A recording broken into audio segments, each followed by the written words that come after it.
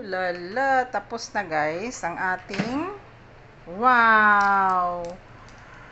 Mukhang masarap yung ating pork at saka yung manok. Ayun. Ano to siya? Mga 25 minutes. Ayan, okay na yung baboy. Ayan, pork natin. Tapos yung manok, okay na rin yan kasi ayaw ni Kuda yung sobrang crispy. Ayan, pwede na siyang makain lahat. So, ito yung nasa ilalim kasi.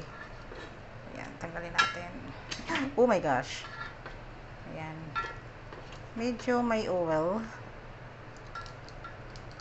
Pwede na yan. Pwede na yan guys. Kasi nga si Kuda, ayan niya yung sobrang crispy. So, ito na nga. Ito na yung ating pagkain today. Ulam. Tapos may rice ako doon. Ayun yung ating rice. So, ito yung ating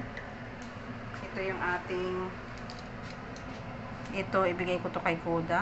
Medyo soft. Ayan. Yung may soft, yan kay Kuda. So, let's eat guys.